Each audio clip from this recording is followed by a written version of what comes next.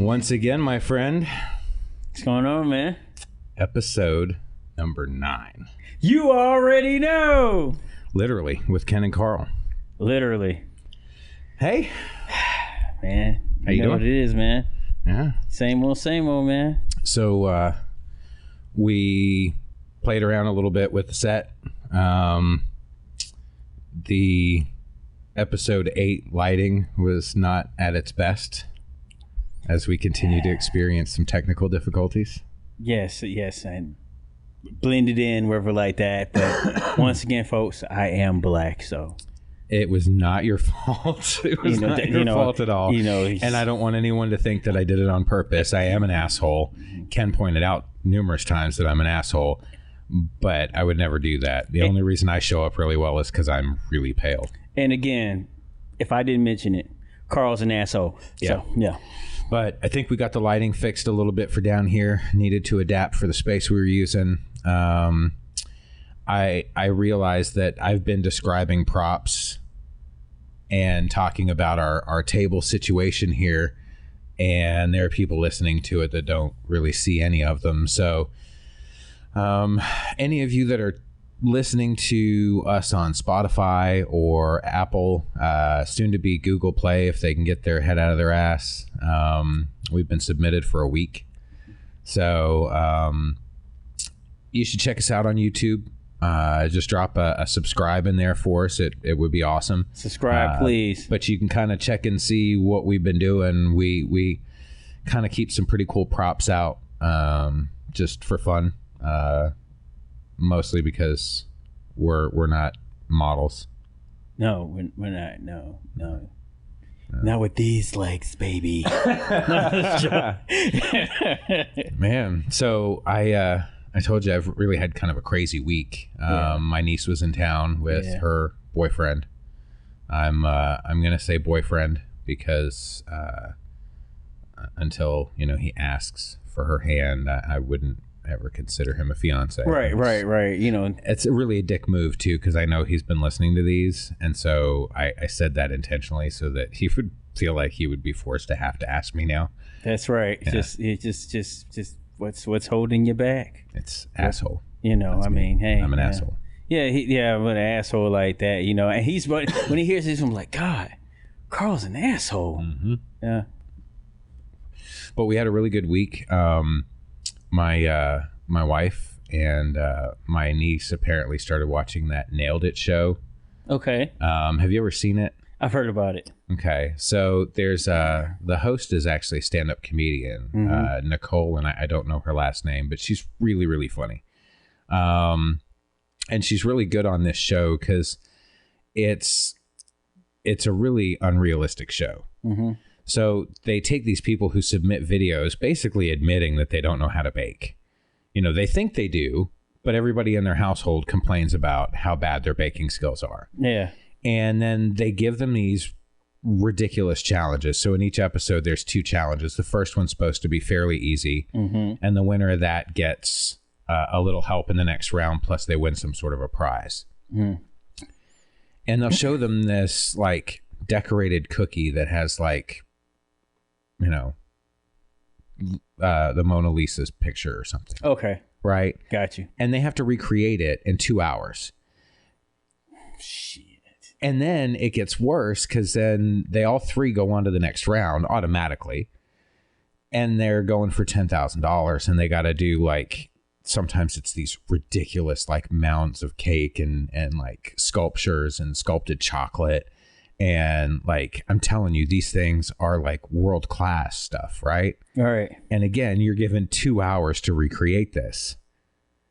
And what's funny is like, if you ask the actual person that made it, there's no way they did it in 2 hours. And they're the professional. Yeah. So you're bound to have a shitty looking product. Of course. And that's kind of the whole thing is at the end of each round, they do reveals where you see what it was supposed to look like and then what it ends up being. And they're fucking hysterical. But it actually got them to decide they were going to bake a monster of a cake. And, you know, this will actually give me a little editing project. I'm going to, in picture add in some pictures of the cake as we're talking about this. Oh God. Because I'm starting to get really fucking fancy, dude. Yes, you are. Yes, you are with the graphics and everything. Yeah, I'm having fun with it. Yeah. So, but they made a volcano out of coffee cake, and then on a double layer sheet cake that they baked a chocolate and a coffee cake. So the coffee cake was on the bottom, and then the chocolate, and it was all like kind of frosted green, like going up to the volcano, and then they each sculpted little dinosaurs. That's something that Willy Wonka should have had over there, huh? Oh, you're gonna get back into Willy Wonka again. I'm just saying. I mean, you set it up. I mean, there you go, man. But overall, I think that's pretty good, And at the same time, hey, a lot of people sit there and laugh at that stuff, but once again, can you cook? It's hard to do. Yeah, that stuff's really challenging. I mean, some of y'all can't even like follow instructions and make like macaroni, I mean, it's craft, it's plastic. What the hell? Get it together. Well, and the other crazy thing is, there are a lot of people like myself. I couldn't do it with regular materials, like with clay or whatever. Yeah. But to do it with cake and icing and Rice Krispie treat or, sculpted chocolate and whatever. Yeah. I mean, that shit's ridiculous. That chocolate melts as you're working with it because your hands are hot, right? So you got to work with it really, really quickly, or you got to kind of keep putting it in the freezer to chill it out again. Yeah, it's all timing too. I mean, it's all timing. But it's not like a regular medium. So, it's kind of crazy that, but the show is pretty funny. Yeah. Yeah, shows like that, man. I watch them very rarely, but in general, I see where the concept is going, Yeah. Yeah, man. We watched some good movies this week, too. What you watch? So, we watched Suicide Kings. Christopher Walken. I haven't seen it in a long time. Oh, that was a great movie. It's got Jay Moore, Christopher Walken. You remember Elliot, E.T.? Yeah. Okay, that kid's in it. I can't ever remember his name. It's like some really good actors, but it's these four young kind of college rich kids, and they kidnap a mob boss, Christopher Walken. And Christopher Walken's bodyguard is Dennis Leary. And his character is fucking great in that too. So they're basically trying to force the mob boss to help them work a deal and pay this $2 million that hit one of their sisters is being held for ransom. Okay. And it turns out to be an inside thing, and it's really good, kind of dark comedy action kind of movie. Yeah. Not really action, but a dark comedy. And then we watched Very Bad Things. I can't knock you for that, man. And you want to know something, because we talked about it, and it was actually Erica's suggestion. And it's Christian Slater is fucking brilliant in that. Like, he goes full on psycho. Yes, he does. That's the reason why I suggested that. Hey, he could play the Joker if he needed to, because he has that. And how svelte was Favreau at that time? No, I mean, he was looking good. Yeah. I mean, not that you look bad, John. We sincerely love you, but he was thin back then. Yeah. Yeah. Yeah, it's like I said, it's a good movie, Luckily that, like I said, they had the cast and the story, like I said, it's great because the fact of it starts out one way and you're thinking it's gonna go this way, and then all of a sudden it goes from just like a comedy to like a horror to drama, and then all of a sudden it gets back funny again. But overall, it still has a great plot in general that it goes, man. Well, it's also one of those movies where it goes from bad to worse, but then it just keeps rolling down that fucking hill. Yeah. Like, it's, and it's like every time you're like, wow, I cannot believe, then something else would happen. Yeah. And then you start to kind of go, oh yeah, Jeremy Piven's dead. Yeah, there's no way. Don't drive him back to the house. Don't. Yeah, that's over. You knew it was him. over. You knew it. But hey, it happens, man. Like I said, that's a great movie. But there's also movies that just no. Why are you doing this? Do you have another one for us? Why? There's plenty of movies that we could go off of.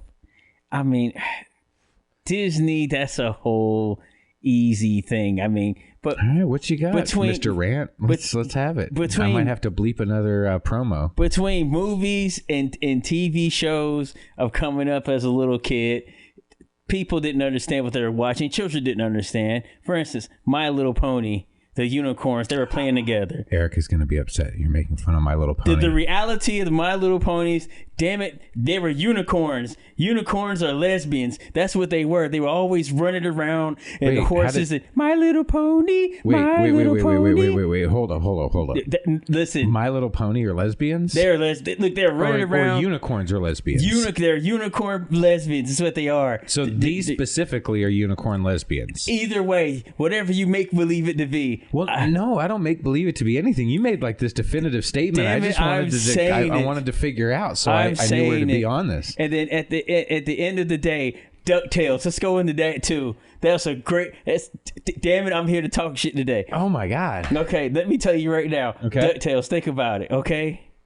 Uncle Scrooge got left with 3 kids. Scrooge McDuck. Yeah, that's right. Scrooge McDuck got left with three of his nephews, right? Huey, Dewey, and Louie, right? Dewey, and Louie. Yeah, got left with them, right? Mm-hmm.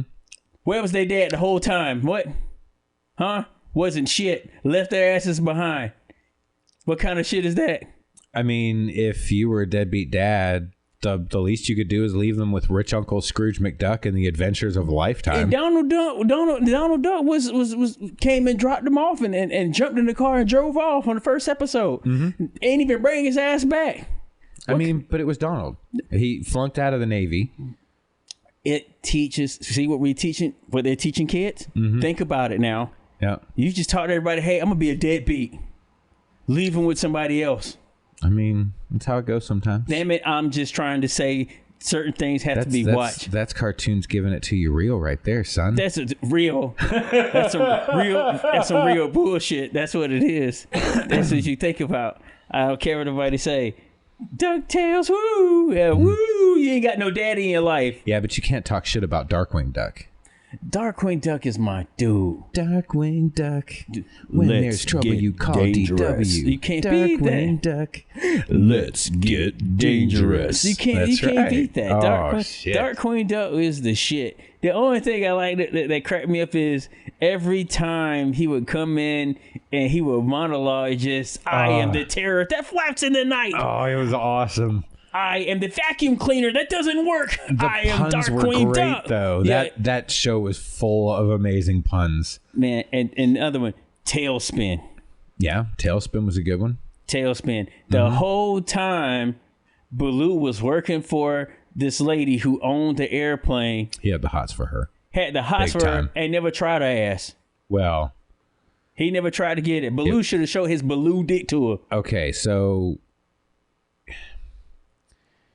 you're okay with bear aviators having sex on camera, but unicorn ponies, lesbians off camera having sex is completely out of the question. I'm just saying. Think about it now. There's just a really weird standard you're making here. Okay, I just want to. My Little Ponies. Think about it now. As a child, people were coming up watching this and thinking it's regular cartoons now, right? But now, what do they associate that stuff with now?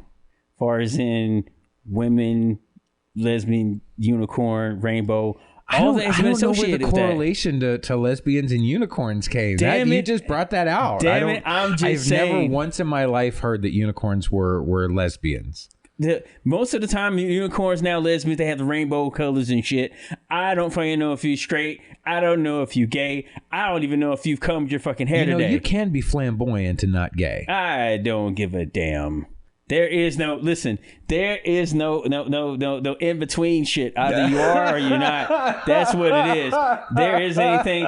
You can't be lukewarm, okay? That's biblical, folks. You can't be either way. You got to choose your sides, okay? I see. And I don't know, man. I know plenty of people that just, open smorgasbord. Everything's on the table. Hey, I mean, that's what they choose to do. But so I'll put it to you this way. It's kind of like, I'm one that I don't technically have a type.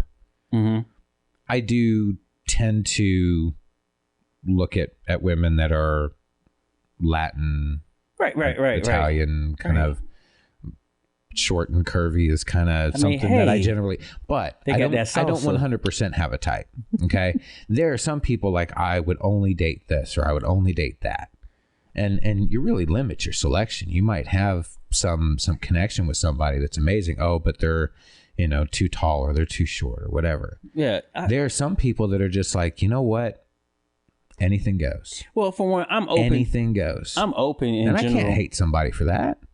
I'm open in general as far as when it comes to women, because at the end of the day, you have to kind of just like, there's certain women that you're going to attract, and there's certain things about women that are going to stimulate your mind in general. And that's conversation, and that's just them, and just seeing how they carry themselves.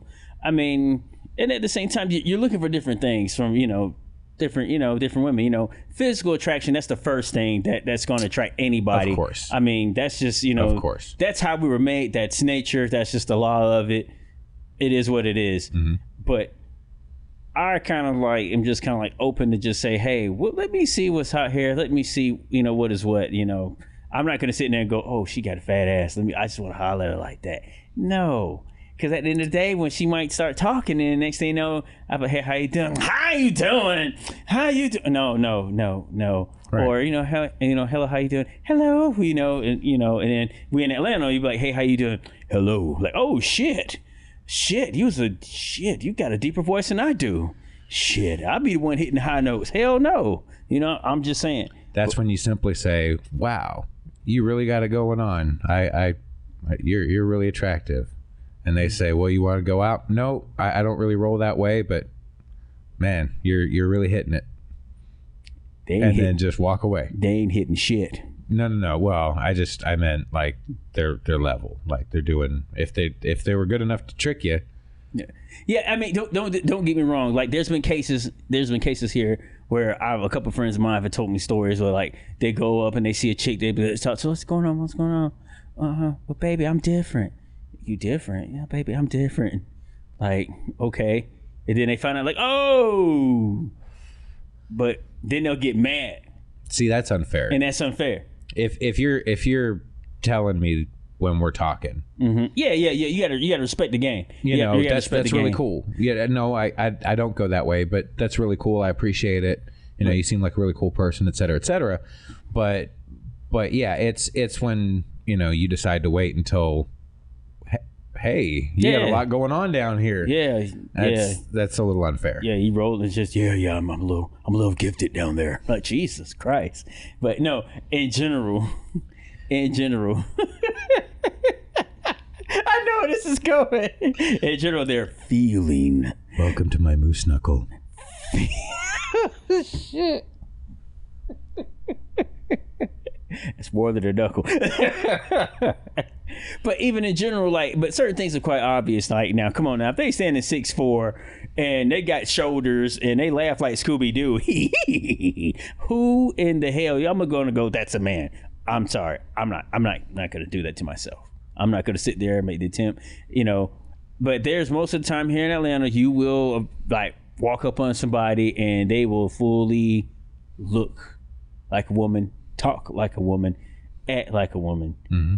But there's always something. It's something that you feel that this could be off or something's not right. That's kind of like your spirit saying, check this person one more time. I don't know. I would imagine that it would have to be weird feeling one way inside, like knowing that you were something else. but then, you know, having to kind of play this role of what you're supposed to be for at least a certain amount of time. Yeah. Until you got the nerve up to say, you know what, I'm not that, I'm this. Hello. Yeah. You know, and that's, you know, so I would imagine that if you were somebody that truly felt like a woman inside, and then had to live a good portion of your life as a man, trying to be a man, but never really feeling like you fit in, by the time you actually got to be a woman, there's some weird kind of coding that's already been kind of instilled on you. Maybe that just kind of represents itself. Does that make sense? Could be, yeah. It could be that. It could be. You know, This is kind of a weird avenue for us to go in, but I'm down. We don't plan anything, so yeah. I mean, it's cool to have these talks in general. I mean, but it's certain things like I've always tried to question, like, where did you feel that you felt that you were a woman or you were a man, or what made you feel this way? Because certain people they grew up to be this. Some they were grew up around women, or they grew up around anybody male, I've ever talked to said that deep down they've always known. And you know, think about you at 6 or 7 years old. I didn't really have a sexual identity at that point. I really wasn't thinking sexually. Right. You know what I mean? So it's impossible to say, well, my whole life, because I don't think any of us start out with that frame.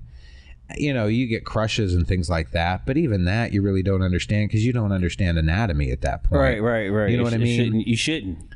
So at some point, I looked at a girl and I got that feeling. Right. And I personally have never gotten that feeling looking at a guy. I can appreciate a guy who looks good. You know what I mean? Like, there are plenty of great looking guys out there.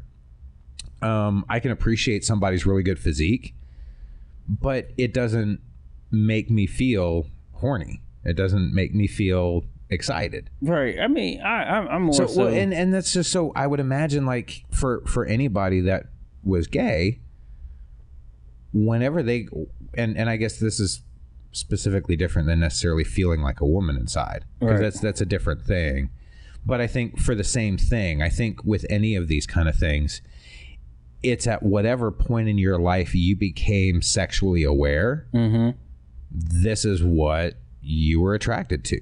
Yeah, I like I said, the reason why I say there's no between both, because I mean, eventually everybody in life, I don't care if it's, and this is not even about their sexuality, in your life you go through stages. You go through certain things to find out who you are in general, and certain things make you who you are in general.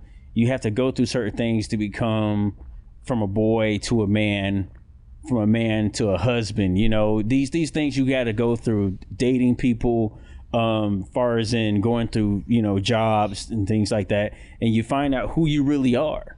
You know, it's certain things that you have to go through in life, you know, but at certain point, there's something that you finally say, you know what, I'm not doing this because I'm better. This is who I am. This is what makes me. This is, you know, because I mean, eventually everything that you've been like brought up in, or, you know, you eventually revert back to, you know, so that's just my belief.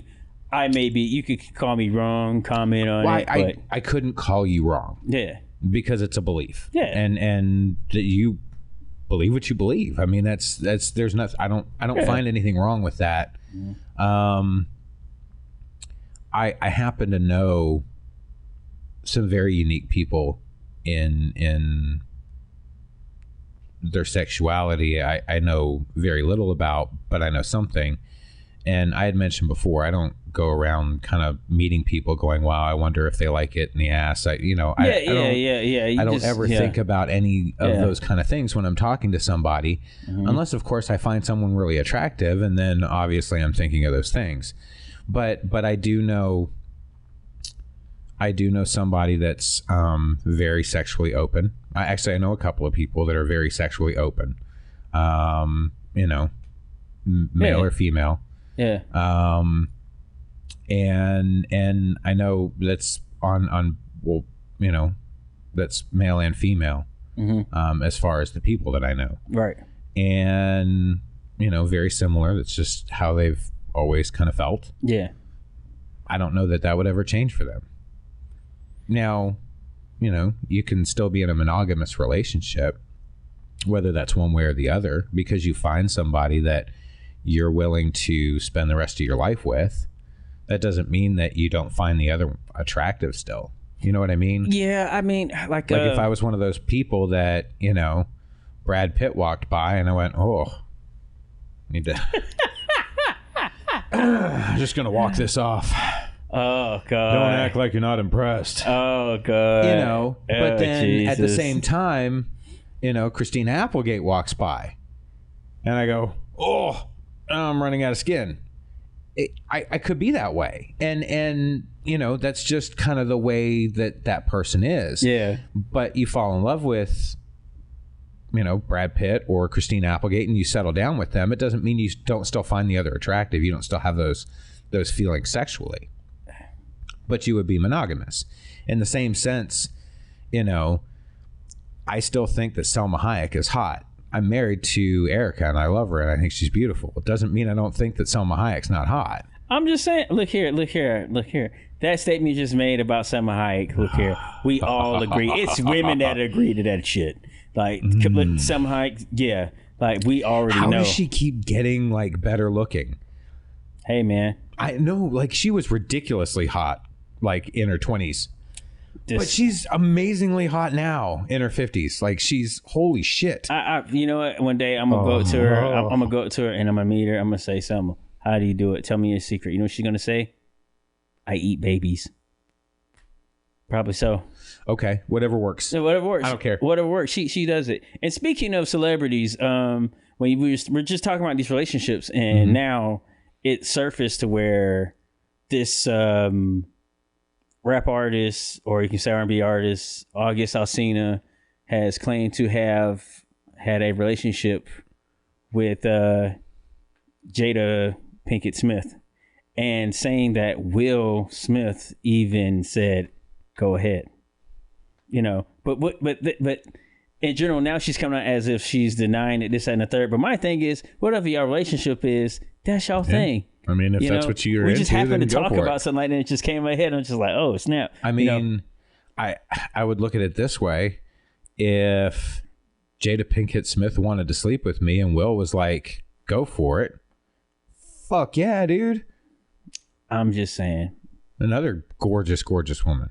I liked her better back in the day in her early 90s when she was like Low Down Dirty Shame. She could have got it then. Yeah, especially then. Yeah, wouldn't turn it down. I would turn her down now. Bullshit. I would turn her down now. I will grab Milner off that fucking desk and I will beat you with it. I'm serious. I would. It's just, I don't know. Bullshit. Now, with her and Set It Off, I would do the same thing Nate did. Because she, in the movie Set It Off, she was trying to get the money for her brother to go to college. If she walked in here right now, I would strip down and fuck her in front of you. Look here. Okay. Look here. Now, if she came dressed as she did and Set It Off and said the same thing she said to Nate in the movie, I'm in the bind, Nate. Nate was like, he's this older guy. He's like, okay, but you got to do something for me. And the next scene, he was on top of her sweat. I was like, what the fuck? And at the same time, I was like, it's Jada Pinkett. Well, go ahead and get it, Nate. Go ahead and get your money's worth. But now I'm like, nah, like I liked her younger when she was snazzy Jada Pinkett, like when she was Jada Pinkett without the Smith on the end. I can't believe you're being picky. You damn right I'm picky. Look here, if women be picky, why the hell I can't be picky? I pick them like I pick them. That's what I do. Cool. I did have some movie news. Okay. Mm-hmm. It involves the Marvel upcoming release of Doctor Strange. Okay, what's the sequel? What's the word? Do you know who's directing? Who? Sam Raimi. So it was Evil Dead, Is that what he was I think famous so. for? I think Evil so. Dead? I think so. But he also did some Spider-Man movies. Yeah. Right? So... Now, do you know why they're going with Sam Raimi? No reason. I don't know. Mm-hmm. Oh, there's a reason. Why?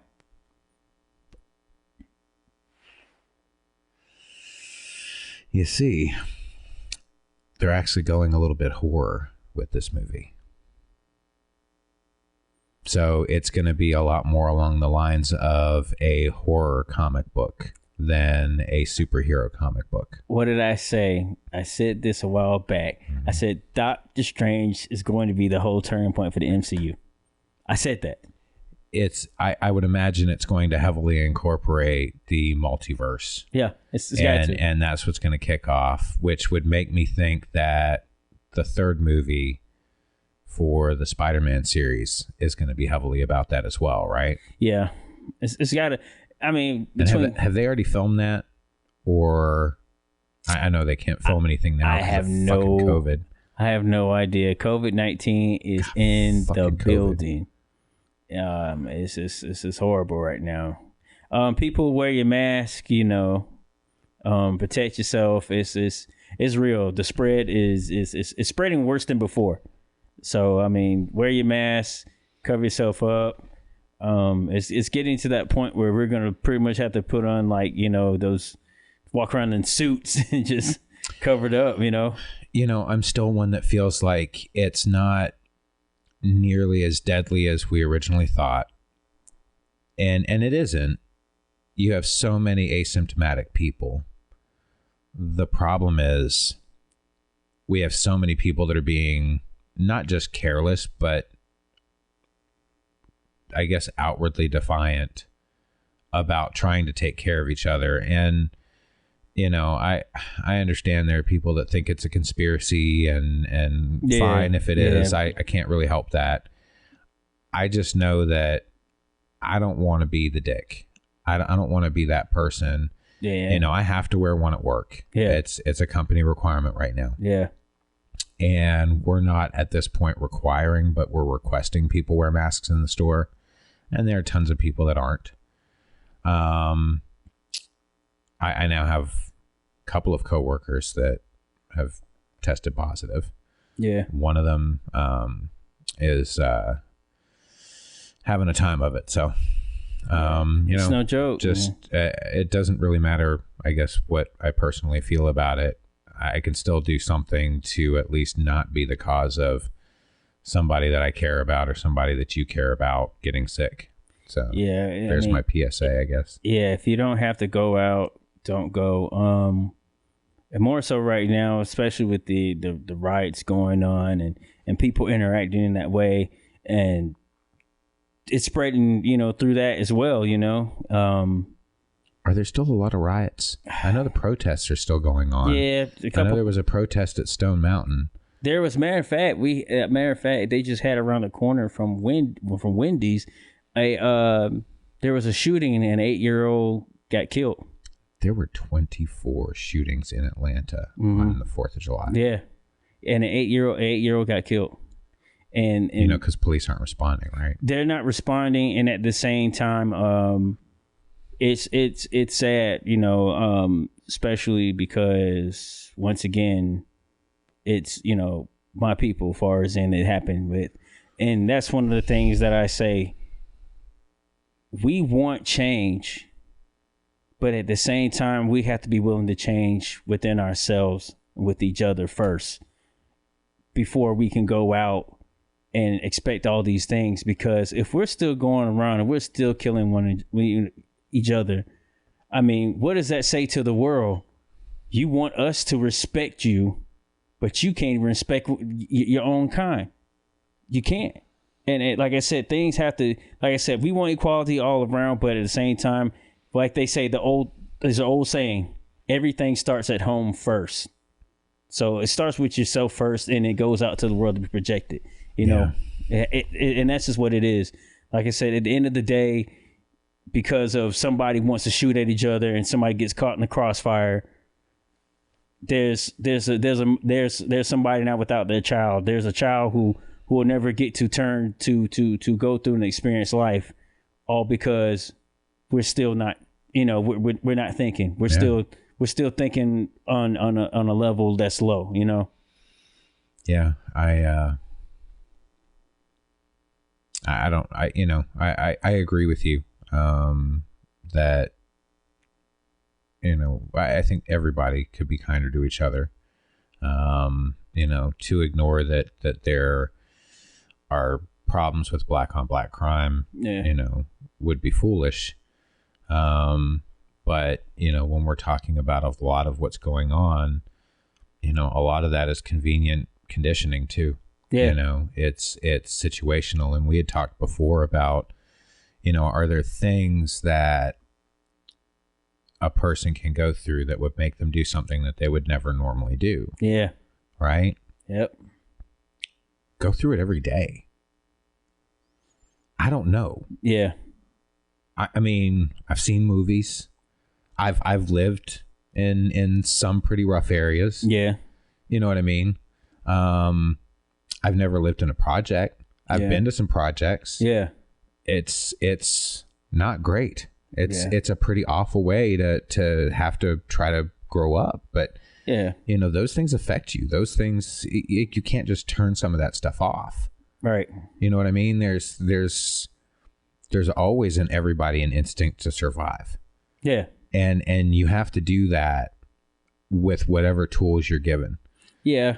Yeah. I mean, but at the same time, if we can sit there and say, hey, it's us, this is our community. Let's look out for each other. Let's find a way to come to some point where we have a problem.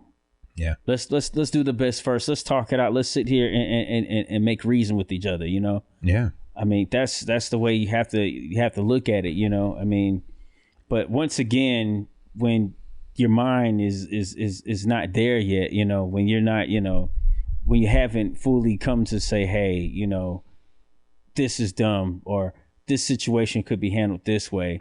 I mean, you're always going to get that result. That's why there's an old saying, Gil Scott-Heron said it the best: the revolution will not be televised. And he wasn't speaking of far as in the revolution, as far as it happening with the people outside going to war, but the mind first. Mm-hmm. It has to change. All right. And it has to be open up to understanding, and realizing what's going on. And first of all, questioning you or yourself in the situation and how you could be better. Exactly. Yep. Yeah. So another movie that we went and checked out, mm-hmm. I showed my niece for the first time, was Death to Smoochie. Oh boy. I'm telling you, Robin Williams in that movie is brilliant. Like when you told me, he's like, "Can you watch Death to Smoochie? You need to watch it." Danny DeVito. Well, I mean, I knew you were a Robin Williams fan. That's my dude. That's my dude. And Ed Norton is brilliant in that. Oh God, honestly, Danny DeVito's a scumbag. Yo, Harvey Firestein. Ed Norton in that movie, honestly, I wanted to kill him. I just did because Robin Williams is my dude. Regardless, he could be the asshole. I was like, so you were wishing death to Smoochie? Death to damn Smoochie. He didn't have anything to do with it. That guy was a pure soul, man. He was legit. Look here. Robin Williams, his character was owning his shit. Like, I don't care. I'm gonna do what I got to do. I'm gonna get you off the fucking show. I think as a sub-villain, turned anti-hero, mm-hmm. I think the development of what his character goes through in the course of that movie, it's great. What he does with it, fucking amazing. Like, just the mental breakdowns that he would have, and then the total, like, something would happen and then the light switch. Like, you know, he was gonna burn himself in the Times Square. Yeah. And the little girl, like, blows out the match, and she's like, "What are you doing, Rainbow Randolph? Don't do it." And he's like, oh. And then the mom comes up and goes, "Hey, Smoochie's over there," and picks her up and runs over, and the whole crowd goes over and shitted on him. Instead of lighting himself again, he just, at this point now, he's just like, okay, now I got to kill this motherfucker again. It was good, but like I said beforehand, Robin Williams in there is my man, and especially Especially there's a scene where the cookie is in. And he goes, it's a rocket It's a ship. rocket. He's like, that's a dick. And it's just and going then he off. goes off. He just go off. I was just like, oh God, I never got this. I never really seen him like go off like that. I was like, Robin Williams is my dude. Like, yeah. The whole limousine ride out to the Nazi rally.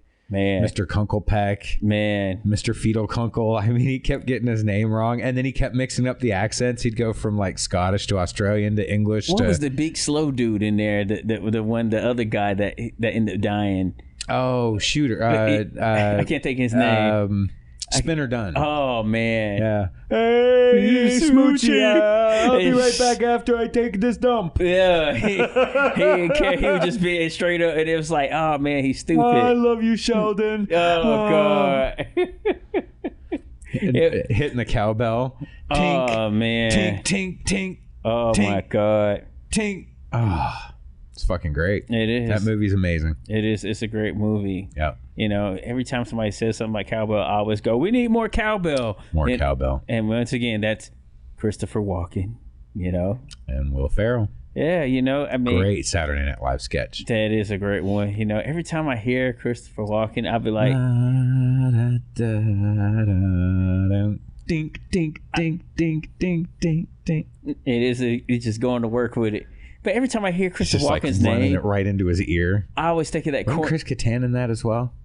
Chris Kattan was in it. It was in that because he was a part of the band, and then and Jimmy Fallon was sitting up there fucking up the skit. He fucked up the skit the whole fucking time because he could not stop laughing. He just kept on, like, you know.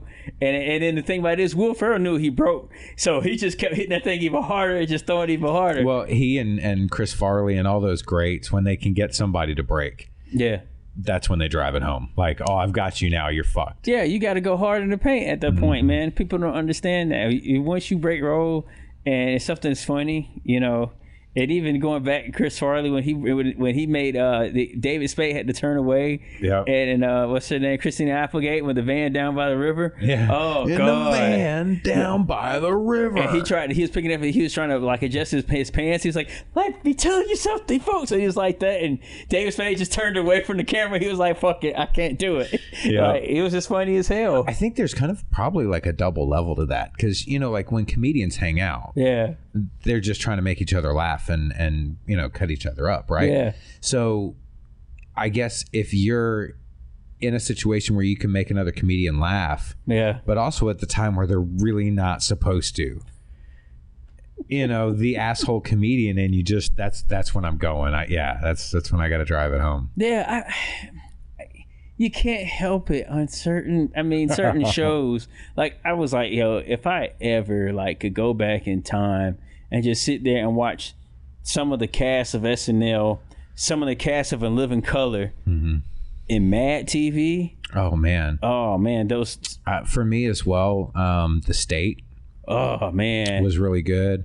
I'm a huge Kids in the Hall fan. Man. Now, were you familiar with Kids in the Hall? Had you watched some of that? I watched some of it, but you said one already with The State. Like, I'm sorry, my man Louis, I don't care what nobody says. I want to dip my balls in it. And everybody Who's got the deviled eggs? Oh, my God. I want to dip my balls in it. Oh, man, especially with the Last Supper one. Oh, God, that's the one right there. Who's got a plate or something? You know what I'm saying? He's like, I do. What is it, Mama Caduce? What is it? Ken something. I want to dip my balls in it. What's his name? I can't think of the dude's name. But they literally left Jesus there, and he was like, "Man, I'm here. I'm gonna die for the world." And everybody leaves with Louis, and the guard comes up. Are you Jesus of Nazareth? No, he went that way. I was like, "Yo, that's so fucked up." One of my favorite sketches in that, there was like a burger joint or something, and somebody went and complained about their order, and they just went to town on this dude Carl. Oh man! And he's like you screwed up his order, Carl. You know, and he's really leaning into him, right? And the guy's like, you know, hey, you guys are kind of being kind of hard on him. He's like, oh, poor little Carl with the puppy dog eyes. We wouldn't want him to do his job. Oh God. throws grape soda in his face. Woo! You don't get, like I said, you don't get good stuff like that, man. At Living Color, man, like people don't understand. Like Jim Carrey is great now, but when he was Fire Marshal Bill, when he had to do like his little skits here and there, they pretty much let him go and just be, man. And that's the one thing I love about like basically King Iron Wayans and the Wayans family. If they knew and they saw something in you, they let you run with it. Go have it. Let's Tommy see. Davidson. Oh man, Tommy Davidson was a fucking nut. Like he was a complete nut.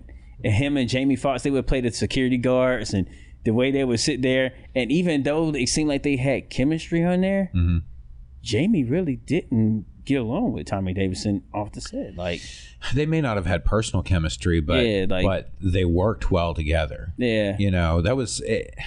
So 2 snaps and a rewind. Oh man, men on films, men on books. Oh man, I'm telling you, that's classic, man. Yeah. David Alan Grier and Damon Wayans doing that, like if they said like, let's do another one, sit down right now. Guess what? Every LGBT whoever, they would sit there and watch that and laugh, because at the end of the day, they were just having fun with it.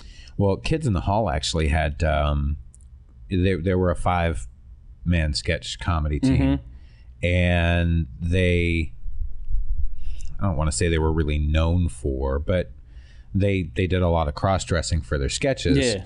And they would have, you know, other actors and stuff on the show, but they were a sketch comedy group that had started in a theater. Yeah. And they would do a lot of monologuing. So there were a lot of sketches that were just kind of monologues, and as they got kind of further into their seasons, they started to really kind of understand the dynamic of cameras and what they could do with sketches. But when they had started, because they were so into monologuing, each of them kind of had certain characters that they would monologue in. And one of them, Scott Thompson, who was the gay cast member, conveniently, but he used to have a character called Buddy. And Buddy was very gay. And he owned a bar, and he would do these monologues at the bar, generally sipping on a martini or something. And he would tell these stories. Oh, like the time he and Saddam Hussein hid in the mountains. Oh, what a tawdry love affair, you know, and all these kind of things. Yeah. But the gay community like ran with it, and like he became like an icon for them in Canada. It was like this huge thing. Yeah, it's funny now how then like you could do stuff like that, or even now just a male dressing up as a woman on TV is almost like not even acceptable anymore. I mean, in certain forms of it, it's not. Yeah, I mean, it sucks. Things change, and sometimes for the better, sometimes for the worse. Some people tell you it's a slippery slope. You start taking things away and get retroactively upset about things. I think one thing you can't do is go back and look at things with revisionist history and then hold people accountable. Yeah, because I don't think that's fair. It's not. It's not, and that's the thing that they what they did with what's his face, Kevin Hart, when he got in trouble that time. My thing is, you're going back years ago when certain things wasn't even a factor. It wasn't, you know, I mean, if you're going to do that with just that one, I mean, like I said, you have to be fair on all grounds if you're going to go back. But I mean, I think it's all trash to me. Well, recently you've had, you know, blackface issues. Yeah. Yeah. And I know Sarah Silverman specifically was a sketch on her show making fun of the ridiculousness of blackface. And still there was someone calling out, oh, well, she did it. Well, you know, even though there was context there. Yeah. But, you know, there were others, I think Jimmy Kimmel and Jimmy Fallon both had, I think that's right. I don't know, don't quote me on that. I'm an idiot. But they, you know, one was doing a Chris Rock impression or something and did blackface. And there again, it wasn't like, because I think it was on Saturday Night Live. Yeah. It's not like he just, you know, ran into the back and painted himself. So, you know, it was obviously something at the time that cleared the higher ups. Yeah. But yet he's being held accountable for it. We got to stop that stuff. I understand it's deplorable. We don't ever do that again. Yeah. We probably shouldn't have ever done it, but it's done. It's what it was. Yeah. I mean, I like the times and era now is different. And like I said, no one should be doing that anymore. I mean, the only one I give props to that it came close and did it, but they did it. The way they did it for the movie Tropic Thunder, Robert Downey Jr. When he played the black man, I couldn't even be mad at that. I'm just a dude disguised as a dude playing another dude. That's what he just put it out as. I was like, yo, he joked about, it was with Rogan, but he joked about the fact that when he was given the opportunity to do it, he was like, I don't know. I get to be a black guy for the summer. I'm going for it. And so he went into it and leaned into it. And I think it's the last time that you'd be able to do that. And there again, context. So in the movie, he's supposed to be so method, man, that he just goes all the way with it, right? Yeah. And so that's part of the joke. And it's, I don't know. I mean, that's why I said the way he did it. Like I said, it was funny. And then they had like the awards like that next year, and I think it was Cuban Gooding Jr. that had to present the next award, and he was like Robert Downey Jr. dressing up as a black man, yeah. Man, it's hard for black people already in show business. Quit taking our jobs, but it was funny. Like it wasn't nothing to where he was mad or anything like that. But in general, it was funny the way he did the role. It wasn't like him trying to be like racist or anything like that. But for him to act that way, he had to know a little bit about, what I'm saying? Yeah. Especially the part, I'm gonna go get some of that crawfishing. I was like, oh my God. But then at the same time, he like when what's his name? He had came out and he was like, what's his name? Lance. He was like, Lance, what the fuck did I just hear? Like, he just went out and said, that's some black shit how we flip out like that. Like, I can't even get mad at that. But overall, like you said, Robert Downey Jr., he my dude too, I just think there again, like, people tend to want to get upset about the slippery slope, and I've said, I'm a gun owner, I'm a Second Amendment guy. You start giving away certain rights, you never get those back, right? And it's a slippery slope. And so I can understand, like, when we talk about taking away language and saying, this is off the table, when taking away certain things and saying socially, we just can't be this anymore. And I understand people would have the viewpoint that, everything's funny, and there's a place for everything. Yeah. And that may be so, but at what cost? Like, do I really need to do or explore that at the sake of a large group? Yeah, like I said, the whole blackface thing, and the reason why it's important that they don't do it. For one, you're making fun of a culture, people.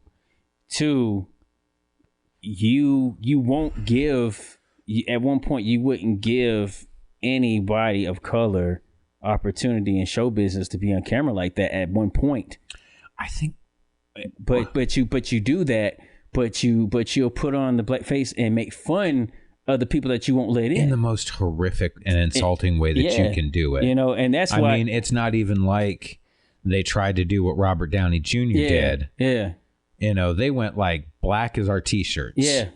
You know what I mean? That's what they did. And ridiculously so. Yeah. And that's the reason why I say, that's why it's like, don't ever do that again, because at the end of the day, you've insulted, and at the same time, you never let, in that time and era, the people who were trying to get into show business let their talent shine. Let them even contribute to the movie industry that they also fell in love with. So it's a slap in the face on both sides. Yep. we're kind of on the subject of race, and obviously there's still so much going on. Yeah. I've been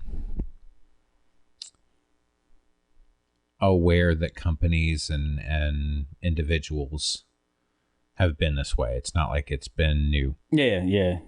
But it's recently really started to kind of aggravate me. And in some cases, you could call it virtue signaling. Mm. But, when I drive down the freeway and major companies have billboards with BLM. Yeah. And then their logo predominantly displayed. Mm-hmm. We're 100% behind this and blah, blah, blah. Mm-hmm. My video game that I'm playing, I'm into a hockey game that I've been playing a lot. Right. Canadian, sorry. Now whenever I turn it on, our company does not condone the systemic racism that's been going on. Yeah. All of these fucking companies, Mm-hmm. every single one of them has been a part of some systemic racism or every single one of them. Like right now they're like, okay, look, we have to do this. This is not the time for us to be this way right now. We can't do this. We have to go with what's going on with the movement. We're gonna get on the front side of it because we want to show everybody that we're along with the movement, so no one stops and says, "Hey, what's been going on over here?" Yeah, and that's the biggest thing. After this whole thing is over, after it's ended, after the protest is over, are we going to revert back? Or are these companies going to say, hey, let's hire more of them? Or are they going to just go, we're done. Now let's move forward. Let's keep going. Let's keep pushing like we were before. Well, yeah, it's going to be whatever makes them money, right? Exactly. I mean, they don't really give a shit. Exactly. As long as they're making money, they're fine. You cause me to lose money, I'm going to be upset. Mm-hmm. Take our slaves away, we're going to be upset. Cause me extra taxation, we're going to be upset. Yeah. Anything that costs them money is essentially what bothers them, right? But, I bring this up because, well, for two reasons. One, the virtue signaling is so transparent. Like the celebrity video where there was a bunch of celebs going, I'm part of the problem and I'm the blah, blah, blah. Yeah. And then like we were talking about on the last episode, some people going too far and, trying to, hey, I'm not going to do this anymore because I don't want to offend anybody. No one was talking about you. Yeah. No one. Yeah. Just relax. You're fine. Yeah. So, I work for a major corporation, and of course we're an incredibly diverse group of associates, a lot more so in hourly positions, if we're talking percentage wise, but my company, I will say, has done a very good job of promoting a lot of various people, right? Okay. And has been focused on those kind of things for quite some time, but that doesn't mean that things don't still happen, right? True. I mean, there are still people that benefit financially from holding groups down, and exactly. So when you have somebody that makes $20 million in a year with their bonus and their salary,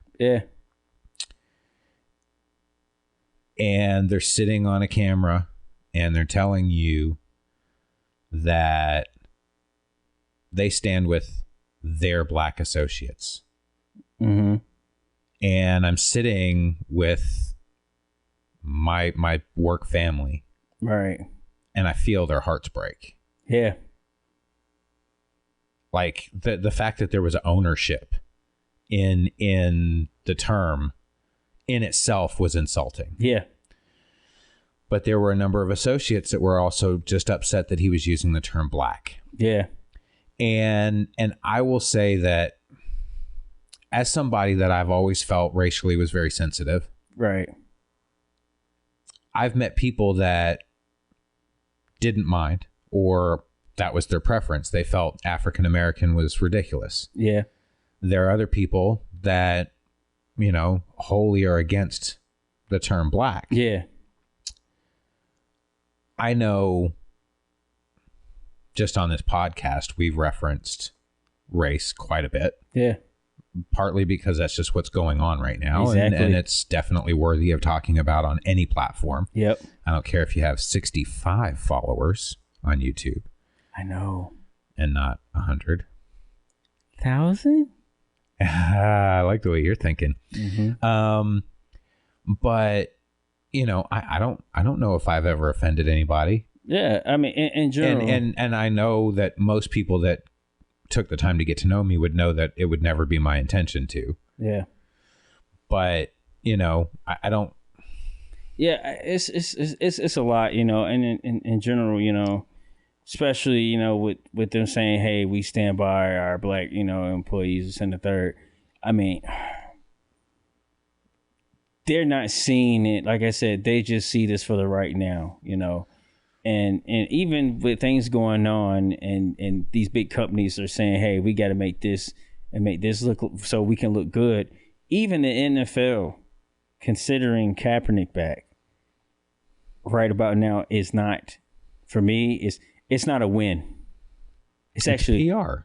It's yeah, that's all it is. It's a loss. Like you're considering bringing this man back in. Honestly, if I were him, I'd be insulted. Yeah, because it would prove that the whole reason that they kept him out was because of his political view. Yeah, yeah, solely, right? Yeah. And even in that, some people feel that regardless, it wasn't. They still feel that he was like kind of selfish when he did it. But overall, for what he tried to stand for, and you're trying to say, hey, let's bring him back, like is a big slap in everybody's face. I guess again, I'm going to say that people can believe what they want. Yeah. And that's okay. Yeah.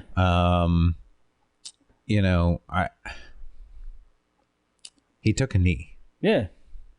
Yeah. That was it. He took a knee. That's it. He took a knee. And he didn't keep you from taking a knee. Yeah. He didn't keep me from taking a knee. No.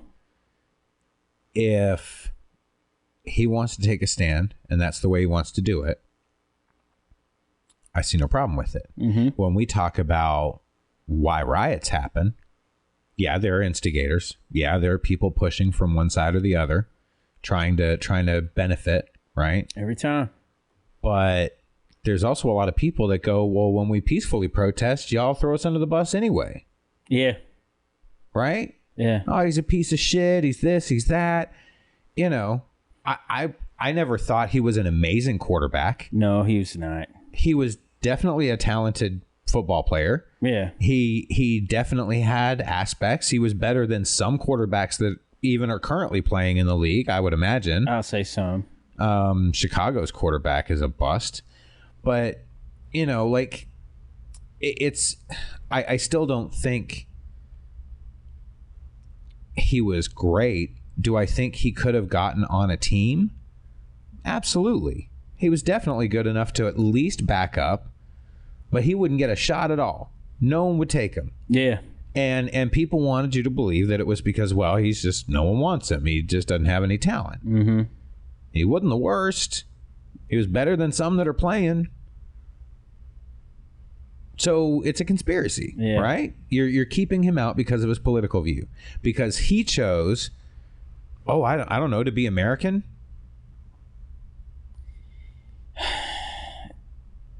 Yeah, he chose freedom of speech. He chose to use his platform to stand for something that needed to be addressed. Without harming anybody. And because of that. And good for him because he brought a lot of attention in the beginning. Yeah. And it sucks that it fizzled out. Yeah. But boy, it's back. Yeah, it's back. 2.0 is hardcore. It's back. And the thing about it is like this time around, how are we going to address it? How are we going to keep moving forward? How are we going to make sure that this doesn't happen again? And at the same time, my thing is, how are we all going to benefit from this? Because it can't be just, let's just treat black people better. It can't just be that.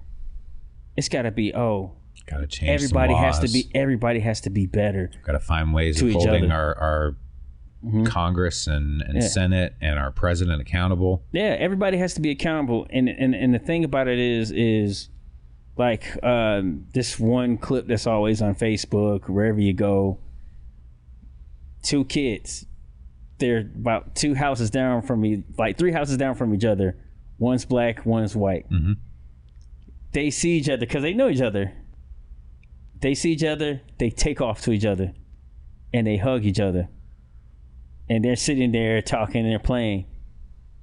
And I'm looking at them like, why can't that be us? They don't see. They don't see color. It is us. It is us. I would, but you smell like Stogies.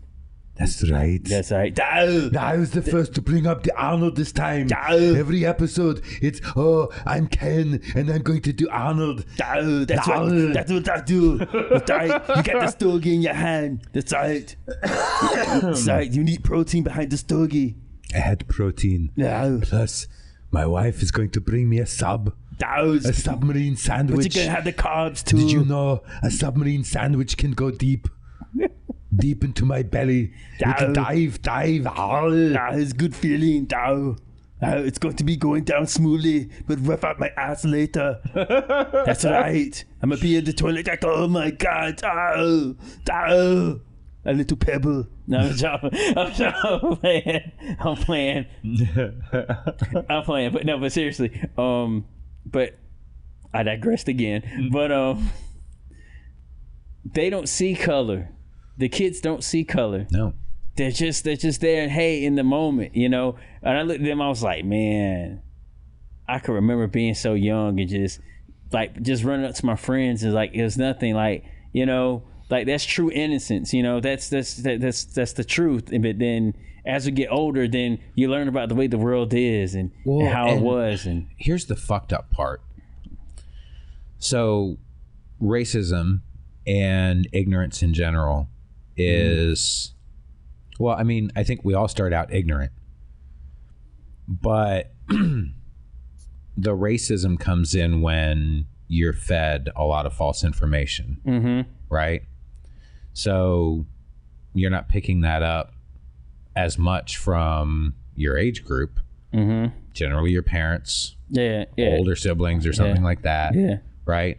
So, you know, fortunately, a lot of times racism kind of gets watered down over generations. Of course. Right? Of course. You know, this generation's not as racist as their parents were, et cetera, et cetera. But, I mean, there's always that it just, you know, it's taught, right? Yeah.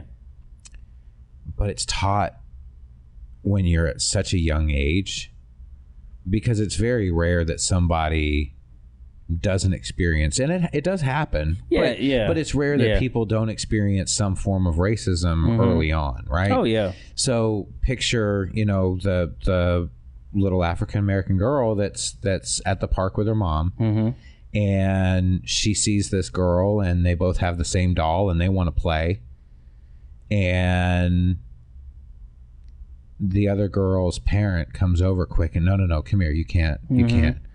And you don't understand. Yeah. You don't understand why. Yep.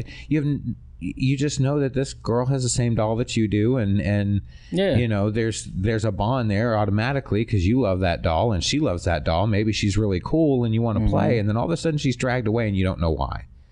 Yeah. And unfortunately, you're going to have to go to somebody you trust, your parent, and they're going to have to tell you that these people are ignorant. These people are bigoted. These people are closed-minded.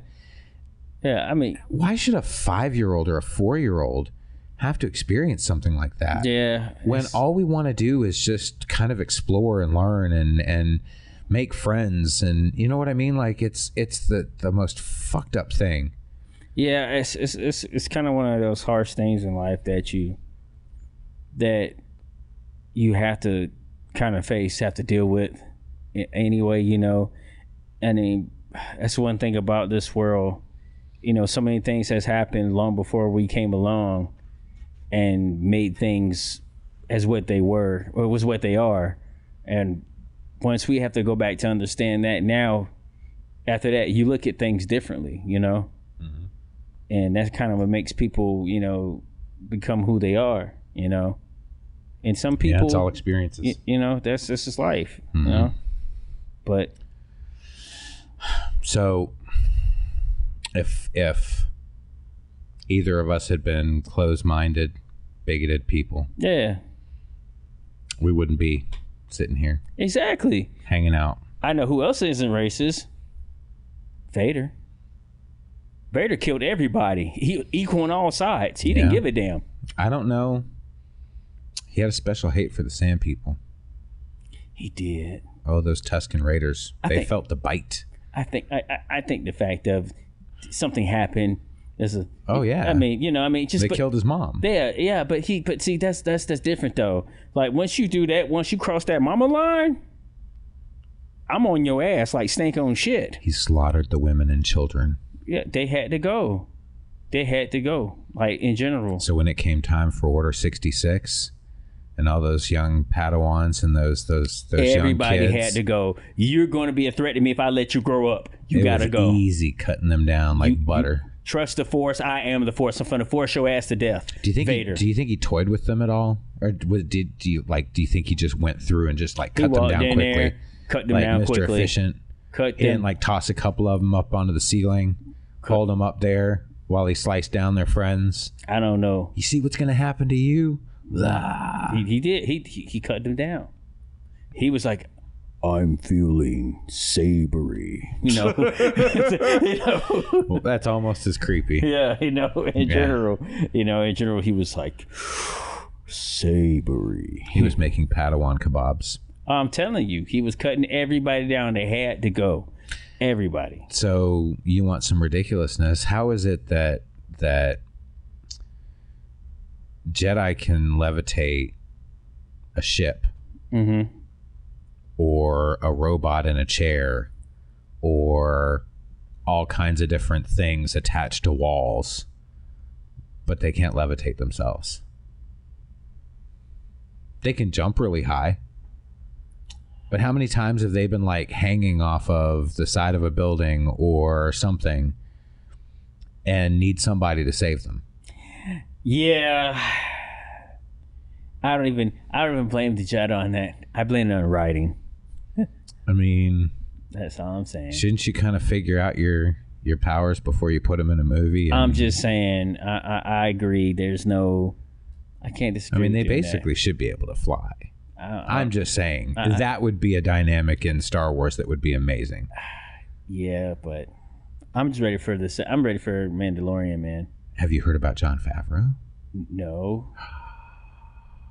There's a rumor. Oh God, you said that. There's a rumor that because of Rebels, Rebels had established into canon, because Rebels is wholly a Disney product, had established into canon an area that connects all time and space.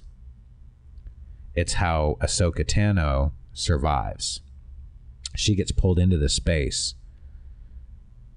when she's about to die with what you think Vader is going to die.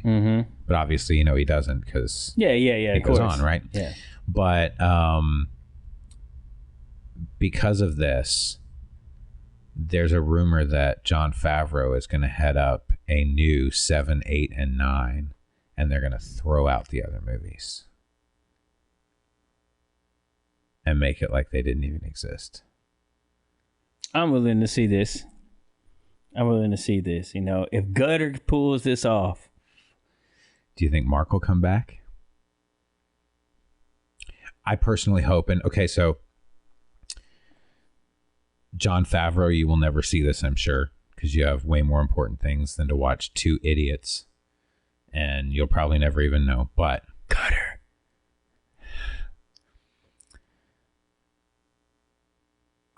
I would hope that you will, if you're going to reset it, leave the past as far as the Skywalker saga. Let it end at 6. Give me 3 more movies that aren't necessarily related to those characters. Give me something that's basically has them in lore. I say what you need to throw out. The last movie, the way it ended, this is what you do. You go ahead. Well, they're not going to reset all 3 movies just to get to that same point. No, this is what you do. You keep Kylo Ren alive. He sleeps with old girl. He sleeps with Rey, and they make a child that is so powerful that is both sides, that is both Sith blood and both of the. You seem to be thinking small scale here. No. When I say a reset, we're not talking about Rey. We're not talking about Finn. We're not talking about Kylo Ren. They might not exist. Yeah, but I'm just saying. We're talking about a complete reboot. They go their own direction.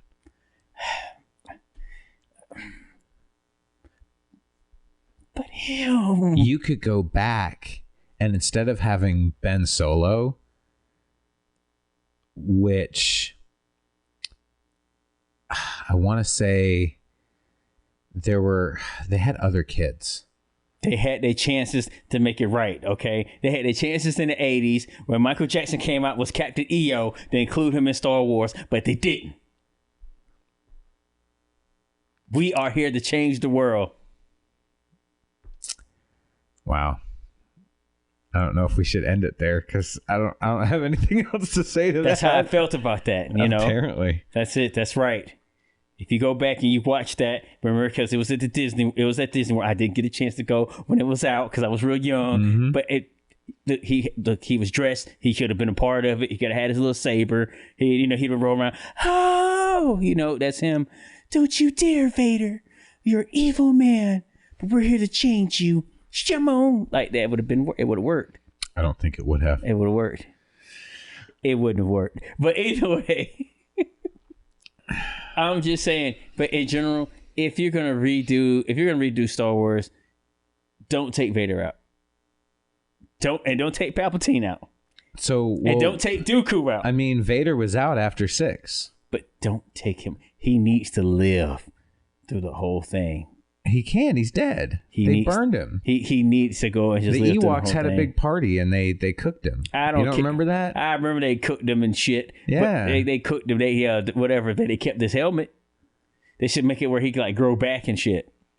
I think they should have a new 3-movie set. And it stars Jar Jar Binks. Misha Jar Jar. Misha Jar Jar. No. Jar Jar is like that slow. It's a Bombad movie. Jar Jar is that slow. It's like that slow kid where it's like, okay, look, everybody else has read. We got to give Jar Jar a chance to read, and everybody in class is like, oh God. And he goes, my turn to read. Misha Jar Jar, time to read. And it's like, oh God, just reading. Just the cat in the hat, Jar Jar. Jar Jar see cat in the hat. Jar Jar say hello to... No, shut up, Jar Jar. And think about it. He was one of the reasons why the rebels got a chance. Bullshit. I will just say, even in the Clone Wars series, his klutziness always seemed to work out. Look. That let me know they grew up watching cartoons. Because they put some bullshit in that. Look, this is what you do. You don't let Yoda disappear like he did. And what he was like afterwards, he was like, I'm tired. Tired I am. Lay down I will. Like, don't do that. And all of a sudden he just goes to sleep. And all of a sudden he just vanishes. No, you keep Yoda because Yoda is on some gangster shit. Yoda was in that mug holding it down. You don't get rid of him. Again, we're not resetting the first 3. No, I'm just saying you don't know Yoda. You need Yoda to live even longer. Trust me. I mean 4, 5, 6 by the first 3. But still, Yoda should be around. Like Yoda should be right now. Like making a whole bunch of green Yodas. He burned a tree. Yeah, he burnt the tree. But I'm saying he could be burning some ass and make more Yodas. You know what I'm saying? Female, I see. Hard I am. He should be doing that shit. He should be doing. You want to see a Yoda porn? I guarantee you it exists. That's Rule 34. If you can think of it, it exists on the internet. I'm just saying, like in general. So now you have to do some homework. You have to look up. I'm not for the look Yoda up, hentai. No, I'm not for the do You that. have to do it. I don't want it on my search history, Oh, so you have to do it because you no. brought it up. No. And I guarantee you're going to see pictures of big green boners and... Green ass I have. Mm-hmm. Yep. But the nut I will. All right. Take it, bitch, you must. I'm calling it on the Yoda porn. That's it. That's episode done right there. Trust the force, you must. And we got out of this one without talking about Iron Mike. Hey, man. Like I said, I'm leaving Mike alone. Like, I'm just... We might want to. Every time, like, I look up as a new video. Don't poke the bear. I'm not going to poke... Damn that bear. I'm not trying to poke that motherfucker. I'm not even trying to feed that bitch. Like, that's it. Like, they say don't feed the bear, don't feed the bear. Danger, Will Robinson. I'm telling you, danger. You know, I'm poking at Yoda. Poke, and I will poke back. You know, might. In general. But Yoda's my dude, man. But in general... If you're going to redo it, and at the same time, keep Maul around longer, man. Maul needs to survive the whole thing. You keep talking about the wrong movies, man. They need it. You keep talking about characters that are already dead. They're gone. Gone. If you're going to revamp a whole nother story. Before Luke ever left Tatooine, Maul was dead. Maul should have survived. He survived like 5 deaths. He was practically a cat. Look, well then he needs 5 deaths. Well, damn it, give me the other 4. But he's not a cat. Well, me fucking owl. Shit, meow. Damn it. All right, what have you got to say to the folks? Oh yeah, people, please like, comment, subscribe. Once again, we thank you for listening to me and Karl being an asshole, but please give us your opinions and share it. Once again, like share. Tell somebody and tell somebody and tell somebody. Sharing is caring. Sharing is caring. The Care Bears. Oh God, don't get me started. The Care Bear. This Care Bear stare. In shooting rays of love. That is not rays of love. That is not how children are made. But anyway, you guys have a good one. Peace, everybody. Peace.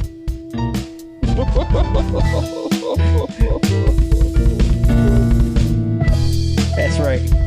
Bears.